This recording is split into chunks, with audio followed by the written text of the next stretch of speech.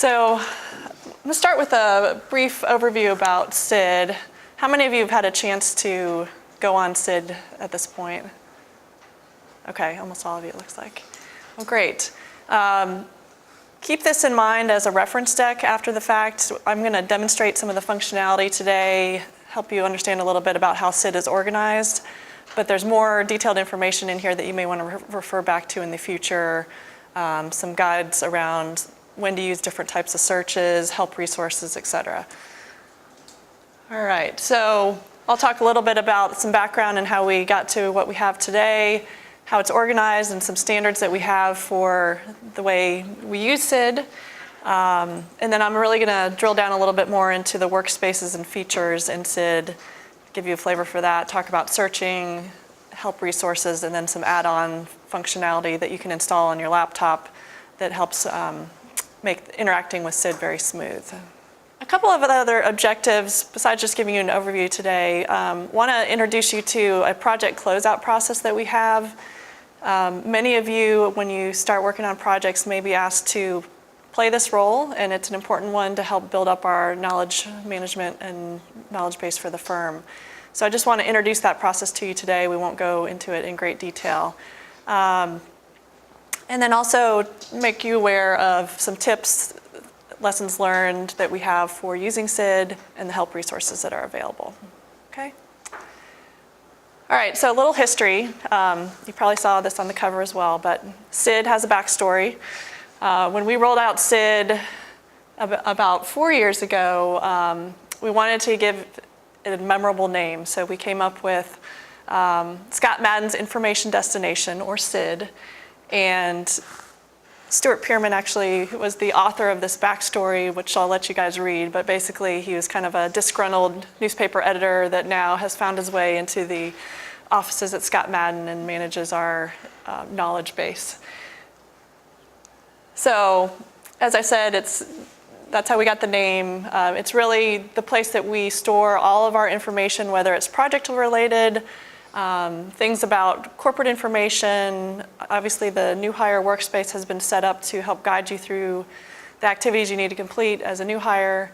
And then the communities of practice also leverage SID, so I'll be talking about how that works.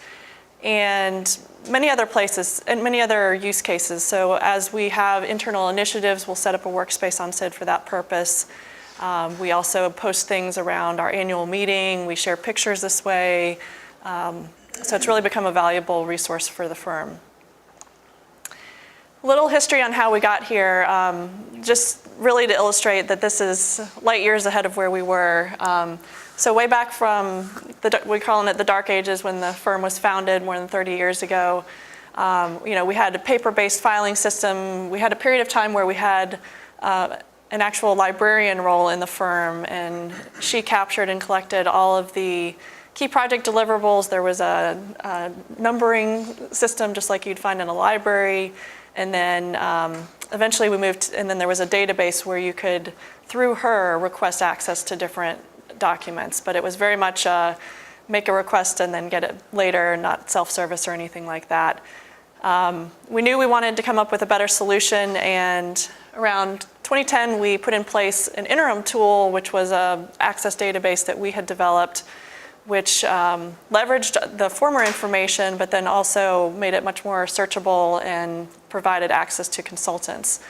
At the same time, we were starting to evaluate longer-term solutions, and we ended up selecting this tool. It's now called iMeet Central, is the platform that we use, but SID is how we refer to it in-house. So, SID is all about content and collaboration. So I've mentioned some of the types of content that we store there. But it also really supports collaboration. So it allows you to collaborate with your project team members. It allows you to collaborate on topics that may be of interest to you with other members of the firm. It's given us a place where we can post announcements and reference files as needed. And we see a lot of value in terms of not just sharing the content, but also adding in our insight and perspective about why a particular piece of content is important. So it's really the connection between the content and the collaboration where we get the most value out of our knowledge management at Scott Madden. So just a little foundation in terms of how SID is organized. It's set up with workspaces. So think about a workspace as a small collection of almost like a website page that are dedicated for a particular purpose. So we have different categories of workspaces that we use. The biggest ones are project workspaces, workspaces for our communities of practice, and then workspaces for different departments in the firm. So corporate services has a workspace, marketing has a workspace, the two research functions, the shared services and energy research functions have workspaces, and then many other workspaces are set up. When you're in SID, and I'll show you this when I start the demonstration, you'll have a drop-down in the top left that allows you to navigate to the different categories of workspaces, and everything that you have access to will be grouped within those categories. So any active projects that you're assigned to, you would see there. You'll have access to all the community of practice workspaces and then the firm resources, et cetera. Okay. All right, so I'm going to switch over in just a second here, but when you first log in, you'll be directed to our intranet landing page, which is our homepage within SID. And there's a lot of useful information right on this page. It's a good starting place for many of the things that you'll want to do. And I'm going to just briefly show you some of the things that are available there.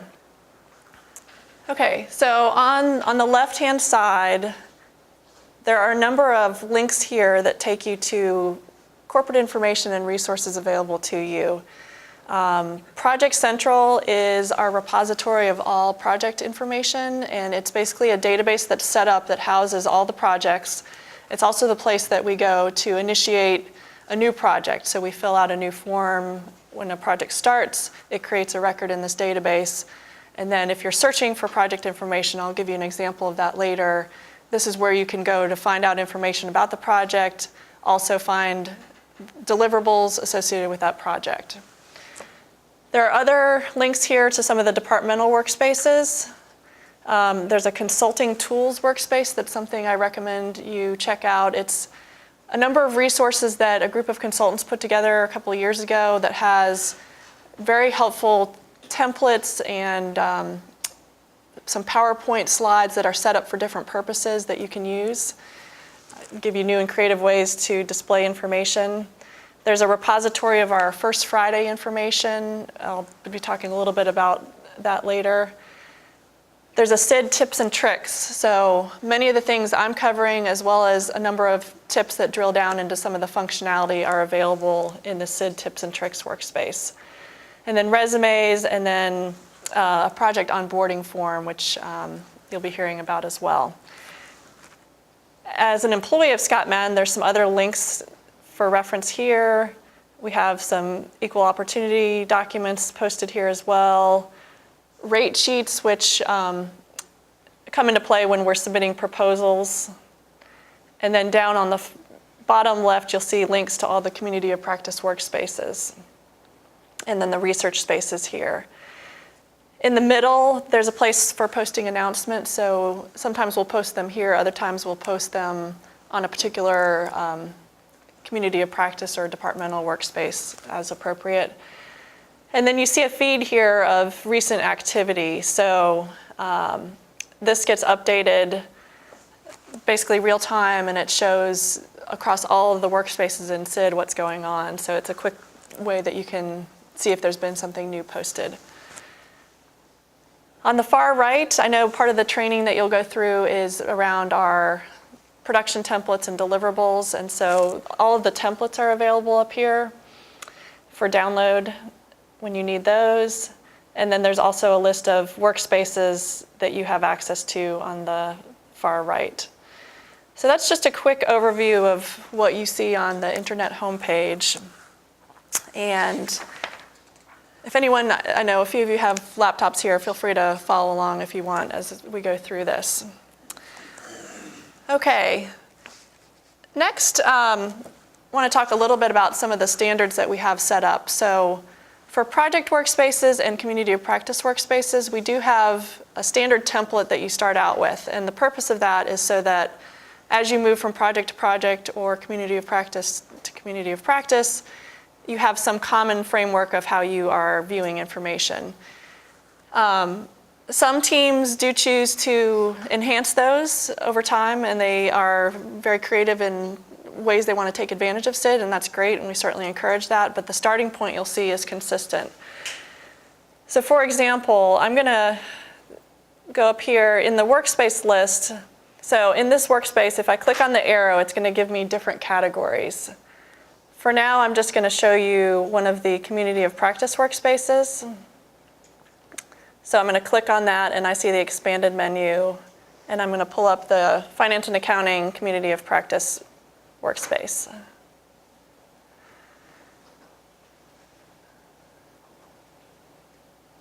Okay. So one thing you'll see on each of them are some standard top-level folders. They'll have a place to load their plan for the community of practice, any marketing or BD, business development related files, meeting files, which when they have their regular meetings, they'll post the deck that they use there, any other reference files that they think will be helpful to members of that community, and then training materials. Okay. And then likewise,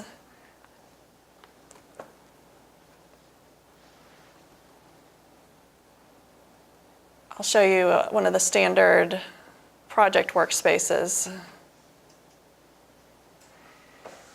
There's a standard set of folders set up for the project workspaces at the beginning. So there's an admin folder where you might have the proposal letter, project budget tracking, things like that. Another folder for client source material. So often at the start of a project, we'll receive a lot of files from the client that are good background information as we get started. A deliverable folder, meeting files, project management, and then other working files.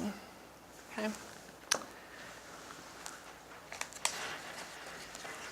Another place that we do have some standards is around the project setup process and project closeout process. At this point, you don't really need to worry so much about project setup. If a partner wants your help with that, they will guide you through that process, but it uses a form that you use within SID. And then on the project closeout, I'll cover that a little bit later. We also have some standards around how we want to tag different things within SID. So when I talk about tagging, it's a label basically that you're giving to a piece of content. This really enhances the searching, and when we get into a later portion, I'll talk more about the tagging and how that works. All right. So next, I'm going to demonstrate some of the features available on the project workspaces in a little bit more detail. Any questions at this point? Okay. All right. So I'm still in this one project workspace. This was one where the main area that we took advantage of was the files and discussion functionality.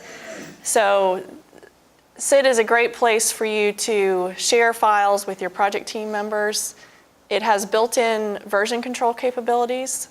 So as you post your original draft of something, you can then share that with people in the team, on your team, notify them that you've posted it. They can review it and provide comments right there. They can also make edits and then save it, and it still is showing as one file in that folder. However, you can go back and look back at previous versions. You can see the history of changes that have been made. This avoids having to have all the V1 through 10 that you might go through before you get to a final version. When you post a file, you have the option to initiate a discussion about it, which is basically communicating to somebody. It triggers an email to them that you have posted the file if you would choose to do so. And then that can create a discussion thread about that document that you can go back and reference. All right, so I'll just show you in this working files folder. This was a process reengineering project, and we have subfolders set up for all of the different departments that were involved and the process maps that were in the works for each of those areas. Okay. I'm going to flip to another project workspace just to show you some other features that teams have taken advantage of. And this is for a large project that we've had going on at HCA for several years. And as you can see, here's an example where they've changed some of the layout to suit their needs. So in this case, they have a team calendar. This has been a fairly large project team over time, and they've used this to keep track of where different Scott Madden consultants are scheduled to be from one week to the next. So that's certainly available. There are project management functions as well. So those of you that are familiar with Microsoft Project, it's not quite as robust as what you might build in Microsoft Project with a whole bunch of intricate dependencies. However, for basic high-level project plans, or certainly for internal initiatives, it's very well suited for creating something like that. So at various times during their project, they have leveraged the project management functionality, and they can set up task lists that are organized around different sets of activities and track progress against those. You can make assignments and notify people through SID about the assignment on the task. Okay, so we've talked a little bit about the calendar. The People tab just shows you who has access to the workspace. By default, all of our executive assistants have access in addition to your project team. Okay, when the project is closed out, access is then granted to the rest of the firm unless it's a highly confidential project. Okay. And then the other tabs here are really more so from an internal administration standpoint, but as a more junior member on a project team, you may be asked to be the workspace administrator, which would mean that they may want your help to add somebody, provide somebody else access to the project if they come on the project. That's very easy to do while you're on this People tab. You just click Add Members, you type in the person's name and provide access, and then there's different access levels that you can grant, but the default should be suitable for most cases. And then the properties really is just some background information about the project that gets brought over from when the project is initially set up. And same thing, settings is more if you really want to start revamping the look and feel of your workspace for your project. That's something our team can help you with. Mike Christopher, who's based in Raleigh, acts as our knowledge base lead, so he can help with any special requests that you might have. Okay. I'm going to switch over to a different community of practice workspace just to also show you a couple of other features that are available. So our IT community of practice has really been robust in their use of SID. You can see a lot of activity there. One thing that the communities of practice have leveraged are called forum discussions. So what this is let's say you've read something on a particular topic, or maybe there's a topic that the community of practice is focused on that we think is a market opportunity for us. So you can start a discussion here and request feedback from other people basically to contribute to the discussion. Sometimes people will do so while also sharing maybe an article that they've read, but you don't necessarily have to associate it with a file. And then they've posted different topics and categories. So the education are around some training topics that they've conducted,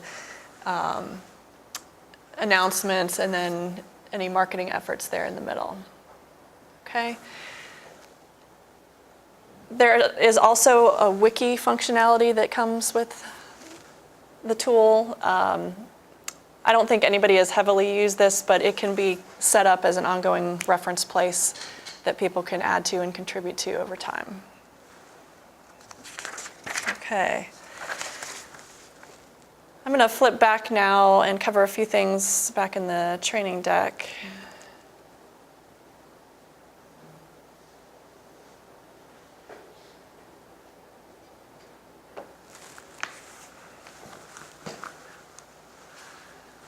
Okay. in the deck, there's just some information about each of the features that we talked about on those workspaces. Okay. So one of the key benefits of SID is our ability to search and find information. And that may come into play in many different scenarios as you're working at Scott Madden. So for your project, for example, maybe the partner has requested that they want you to get up to speed on a particular topic that you're going to be working on for that project. They may ask you to do some searching in SID to find reference information on that topic. If you are involved with a community of practice, again, you may want to search for information to help support some of the initiatives that the community of practice has. And then you may also need to just find other information about the firm or some of the resources available to you. So there's lots of ways that you may end up searching in SID. You can search lots of different things. You can search by a keyword or a phrase. You can search by defined tags that I'll show you. You can also search on different project attributes that are assigned when a new project is set up. For example, which practice area is it associated with, or other categories like that. You can search by project number, and you'll become familiar with some of those numbers as you begin working on different projects. Client names, you can search by document type, or you can search by where the document is located. So if you know something is in the nuclear community of practice workspace, you can limit your search just to that workspace. Okay? And then you can get lots of different types of things. You might want to find documents. You might want to look for some discussions that have taken place on a particular topic. You might be interested in project information that relates to that topic, all sorts of things. So I'm going to demonstrate some of those shortly. I'll just point this out as a go-to reference for you as well, but I'm going to show you 3 types of searching today. There's sort of a basic search or a quick search, there's an advanced search, and then there's a project search. And I'll show you each of those, but this is intended to help you think about when you might want to use those different types of searches and the types of information that you'll get when you do. And then lastly here, we've got a page that talks a little bit about this tagging concept. So we encourage you to be thoughtful in how you tag your documents, because the better that we tag things, the more effective our searching can be. And you'll see how the tags come up when I'm doing some of the examples shortly. At a minimum, we want to make sure that all proposals that get loaded on SID are tagged, as well as all deliverables. So that might mean indicating which functional area you're working in, what type of thing it is. Is it a business case or a business plan?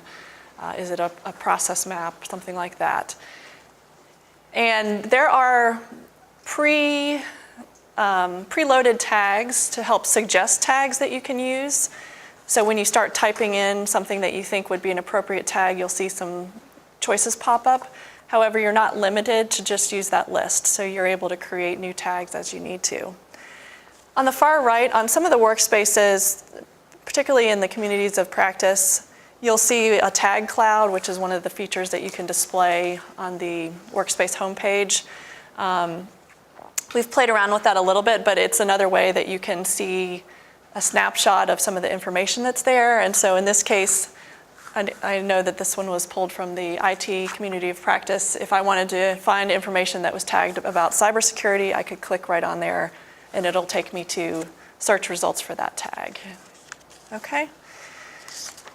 So let me show you a few different search scenarios. The first thing I'm going to do is just demonstrate the quick search, which there's always a search bar at the top of your screen regardless of where you are within the system.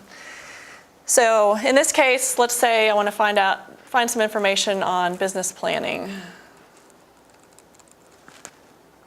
All right. As you start typing your search, you'll see some things pop up beneath it, and if you quickly see that that's what you want, you can go ahead and click on one of those items. Or if you think, gosh, I really need to do an advanced search, you can come down here and it'll take you to the advanced search form. I'm just going to show you what you might see when you do a quick search. So I'm going to hit enter. Okay, so by default, it is searching within the workspace that I'm currently in. However, you can X out that limitation and it will expand your search. So I want to know what do we have, what information do we have about business planning? And you see I get 44,000 results, so quite a bit. So in order to narrow that, there's a lot of different things you can do. Let's say, here's where the tagging comes into place. This second item here has a little drop down with the tag symbol. So rather than just finding things where business planning might show up in the text of a document, I really want to limit it to things where it's been tagged as business planning. So here it shows me that there's 615 things that have been tagged with business planning. So now that's been limited. And then let's say I really think what I need is an Excel file. So I can go over here, limit it to Microsoft Excel, and now I'm down to 20 results. And so here, let's say I was looking for a business planning worksheet that I could use as a template, and I've found some things here now that look like a good fit for that. Okay? So don't be overwhelmed when you get a lot of results, because there's a lot of ways that you can filter down, or alternatively, you can do the advanced search, which I'll show you next. The other way to access all of the search options is up here. So the advanced search is the second choice.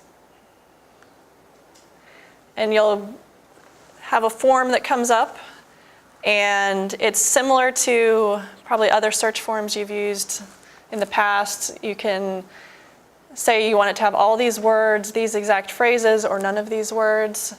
You can also limit the document type as well. You can type in tags that you want to limit it with here. And then you can also tell it which workspaces you want it to be housed in if you choose to. So in this case, I'm going to search for, I want to find some nuclear organization charts. And I think that these are probably going to be either in a PDF format or PowerPoint format. So I'm going to go ahead and select that. And then let's say I'm starting a project that I know is going to be a reorganization. So I'm going to see if there's a tag associated with that.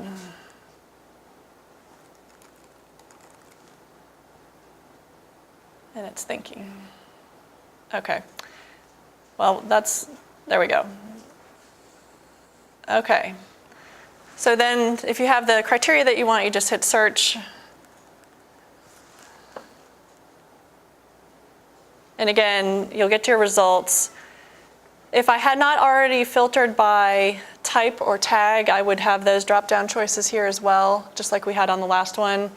Since I didn't filter by workspace, it's giving me that as a way to further filter my results. Okay. And then the last type of search I want to demonstrate is a project search. So as I mentioned before, all of the projects are in a database within SID. And every time we start a new project, it creates a new record. So in this case, let's say you are going to be starting a new project at McKesson, and you want to go find out what types of work we've done with McKesson before.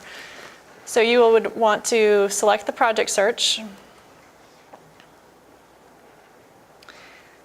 Again, you have a different form here.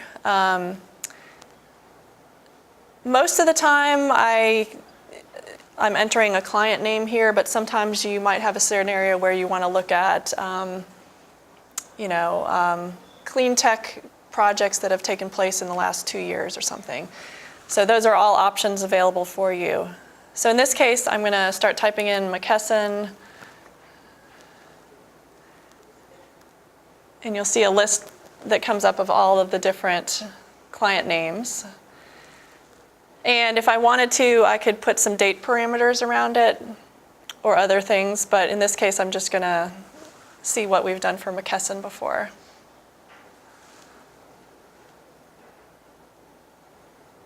Okay, so I'm getting 4 projects returned. And on the left side, you'll see the title of the project and the project number.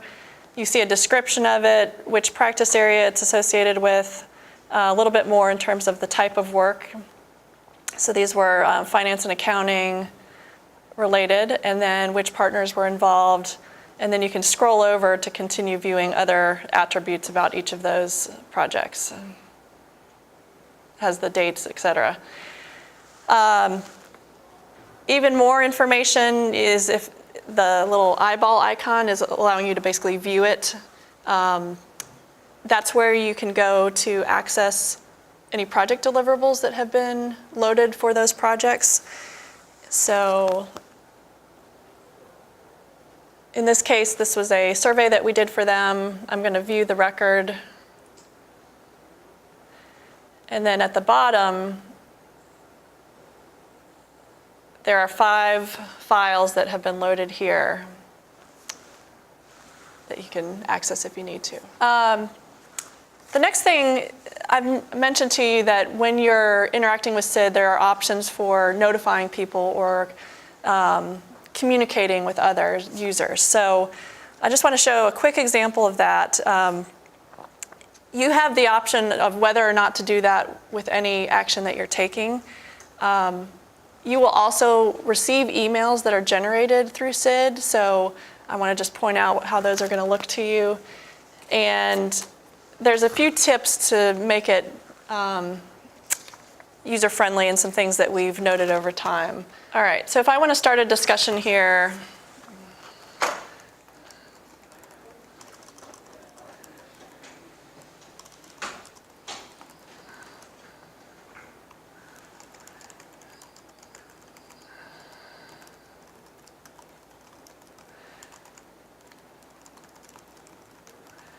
you can send a note to a team member, you could pose a question. Down here where it says discuss with, this is where you're going to decide if you want to notify anybody.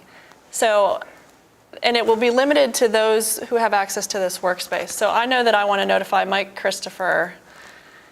So I start typing in his name and that pops up. Alternatively, you could say all workspace members, and you can choose that option, okay? Then down here you'll see some choices that you have. You can determine if you want to notify subscribers, which are the people you picked above, of all the replies, or you can also decide if you want to be copied on that initial note that you send out.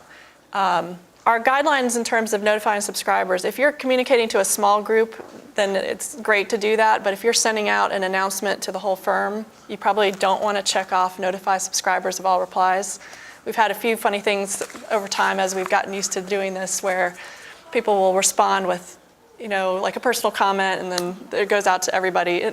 Nothing embarrassing, just, you know, unintended mass email situations. So anyway, so that's what you can do here, and then you hit start this discussion.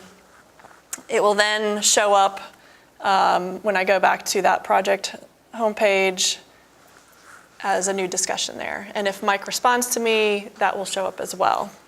So last thing on these notifications, this should actually say via iMeet Central, but in your inbox in Outlook, when you receive a notice that's generated from SID, it's going to come across looking like that instead of just from the person's name. So that's your signal that it's a system-generated notification.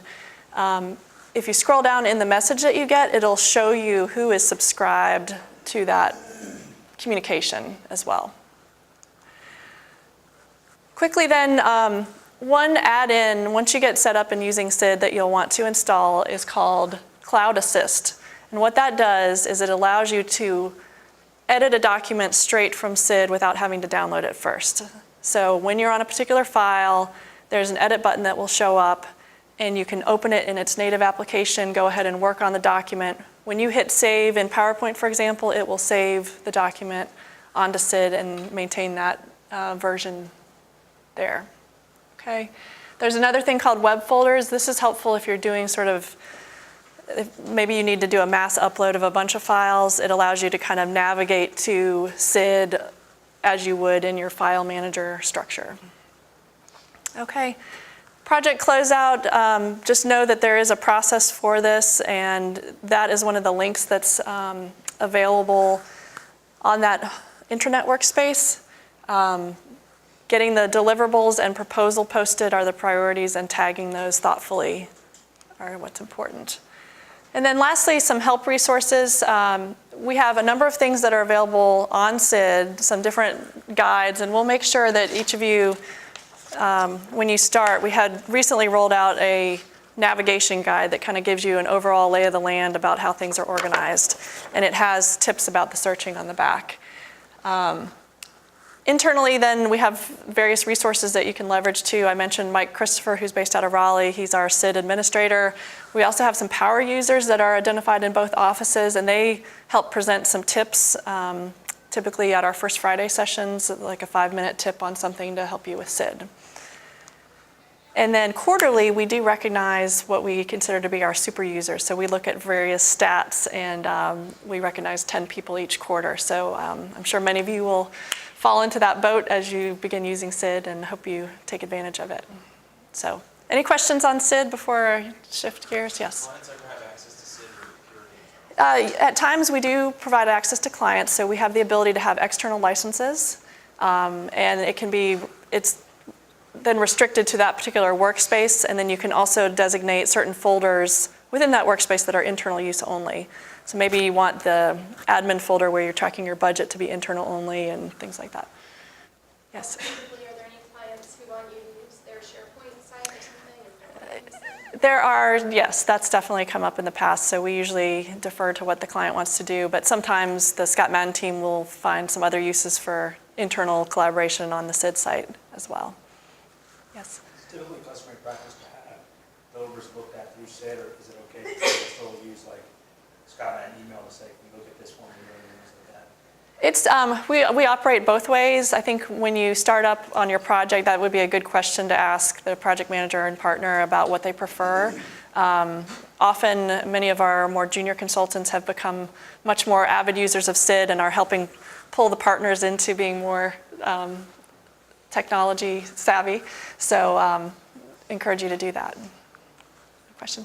Thinking about the research knowledge pool, are there any websites or journals, whatever it might be, that Scott Madden has access to as a company?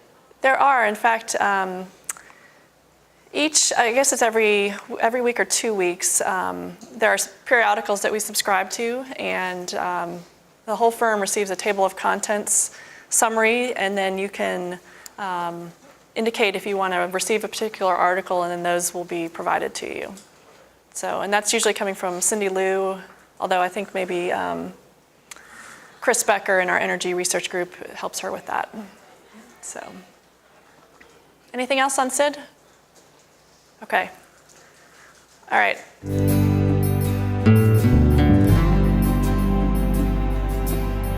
This was a category that we added to the new hire training last year because we realized there were some miscellaneous administrative things that we needed to cover that didn't fit very well in any other existing training deck. So I'm going to go through this with you all. Quite a few different things in here, but some of it's around just meetings and scheduling and things like that, and then some things around vacation and other things. So one process that we have is called a weekly report, and each Wednesday, all the consultants receive an email that prompts them to fill out their weekly report. This is important for a couple of reasons. Brad uses it in terms of projecting revenue for the firm, looking at how well we're doing from a staffing standpoint. And then Jennifer and her team used it for project staffing as well to help estimate when various people are going to be rolling off projects. So make sure that you do it. Brad does pay attention to this, and it's obvious when there are blank rows on the report. It's very easy to fill out. You're asked to report where you spent your time for the current week, hours billed, the location that you worked in, and then projecting 2 weeks out what you expect your schedule is going to be and your billable hours to be. Okay? You get an email that triggers it, and then we do look at nights that you are out and keep an eye on that, and if somebody is traveling excessively and more so than we would expect, then that's something that Jennifer keeps an eye on, and we'll see if there's something we can do to alleviate that. And then if you are unstaffed, instead of the place for the client, you'll put Scott Madden as your assignment, okay? Pay periods. Pay is done in arrears, so it is the 15th of the month following the month that you worked. And all of you, I believe, will be getting direct deposit set up.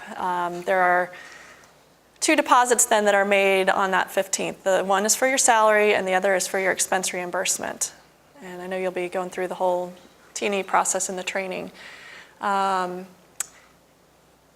in the event that the 15th falls on a weekend, then that deposit takes place the Friday before, okay? Bonuses are paid on a different schedule. So quarterly bonuses based on your utilization are paid at the end of the second month following the quarter. So for example, first quarter bonuses were paid out at the end of May and so forth.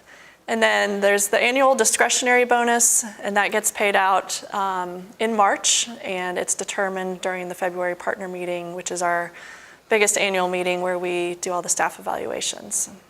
So, and Jennifer, if you have anything to add as I go through these, please jump in. This group isn't covered by the bonus structure yet, so. This, not until second year, right, okay. Vacation tracking, it's a pretty simple process, but it's an important one to know how it works. So your eligibility for vacation and the accrual policies are covered in the employee manual. And then when you want to make a vacation request, there's 2 things that you need to do. One is make the request to the project partner that you're working with, and also make the request in UltiPro. So I think Katie probably covered that in her training with you this morning. If you are not staffed or it is down in the future, long after you expect to be rolled off your current project, then just make the request through Jennifer. And then it's always a very good practice to make sure that as your vacation date is coming closer, that you keep your project team informed, especially when you're talking about meetings that are getting scheduled and key deliverables that you're working on. Okay. And then the other side of it is actually reporting the vacation that you take. That takes place in our business portal system, and this just shows you how to record your time. I know you'll be getting some training on this as well. You should enter 8 hours for full vacation days worked, or if it's a partial day, the appropriate hours that you worked. And then you can keep track of how much vacation you have accrued and used in UltiPro when you're looking at your personal information. Okay, switching gears, there's a number of key meetings that take place throughout the year for our firm, and we just want to make sure everybody's aware of these different types of meetings. So I think many of you have probably heard about First Fridays, maybe when you were interviewing or through talking with consultants, but in both offices at the first Friday of each month, we hold we have a speaker that's within the firm that talks about a particular topic. Sometimes it might be a case study, sharing highlights from a recent project. Sometimes it's talking about a trend or a new topic of interest. And sometimes we use that time for other internal initiatives and updates, or for rolling out a new tool. We'll take advantage of First Friday to provide some training about that. So these are important to attend. It's a key training opportunity. Attendance is tracked, and it is something that the partners consider when looking at discretionary bonuses, which again, I guess won't be a factor until your second year. But you're expected to come to these. There are certainly client commitments that come up and are exceptions, but you should plan to participate otherwise. Community of practice meetings. I think there's a session this afternoon that Trey Robinson will be leading about communities of practice to make sure you have a good understanding of what all that is. But each community of practice typically meets bi-monthly or quarterly on Fridays, and the meetings are staggered so that they're not overlapping with one another. Attendance is optional, but COP involvement is encouraged, and he will talk with you about some guidelines in terms of finding a good fit and then deciding how much you want to participate. These are great training opportunities, a good way to learn about different things that are going on in the firm and topics of interest, and it also gives you an opportunity to contribute to things that you are particularly interested in. Annual firm meeting, I think everybody knows about that for August, but that always takes place the middle of August. It's a great event, really provides a lot of great networking within the firm and some training involved, but then also a lot of fun activities as well. And then in March annually, we have a town hall meeting, and this is where Brad shares updates coming out of our February partner meeting. He will review our performance for the year with everybody and provide any other updates. So that's another required meeting in March. Okay, many of you will be asked to set up various meetings, and you may need conference room space or conference line. So I have a couple slides just quickly about that. Scheduling conference rooms is done through Outlook, and you are setting up the meeting notice, and then in order to access the conference rooms and look at availability, all the conference rooms start with AA. So if you start typing in AA, you'll see a list of rooms. They're labeled as either Raleigh or Atlanta. You'll want to add them to your meeting notice and look to see if they're available at the time that you want to use them. And then once you make a decision about where there is availability, make sure that you include that room on the final meeting notice, and that way you avoid getting scheduling conflicts for that room. There are several options for conference calls, and all of this information is in the consultant guidebook under IT information. But there are conference lines that are available through our phone system, which is called Mitel. Partners, directors, and managers have individual dedicated conference calling lines that can also be leveraged at the direction of that person. And you don't have to schedule those in advance. And then we have GoToMeeting licenses for use when you want to do a web meeting. So I'm not going to go into a lot of detail, but the Mitel and GoToMeeting do require scheduling, and you're going to want to make sure that the line is not being used before you book it for your meeting. Okay. All right, coming back to SID then. We used to produce what we called the Scott Madden Facebook, which was actually a bound little book that had fun kind of get to know you information about all the staff. That all is on SID now. We encourage you to go set up your SID profile, put in information, so it's a quick way for people to get to know one another, particularly if you're starting a project and you want to find out information about your project team, you can do that. And the way you access that is you click on the drop down beside your name and then click on profile, and you'll see the form come up. Okay. And this is one of the things that's listed in the startup tasks for new hires when you begin. Resumes.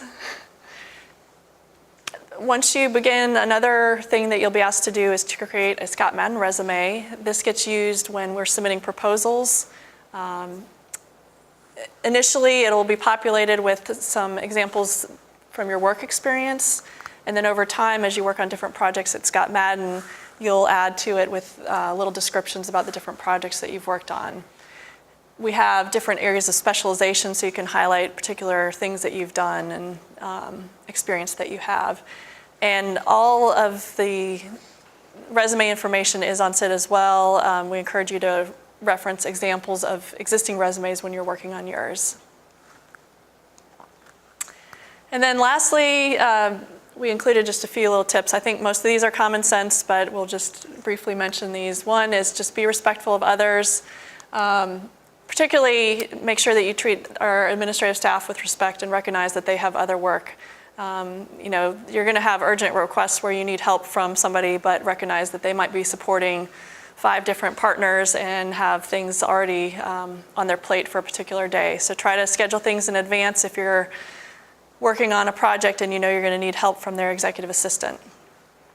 Definitely we encourage you to visit and be social in the office, but also be respectful of the noise level and where you're doing that.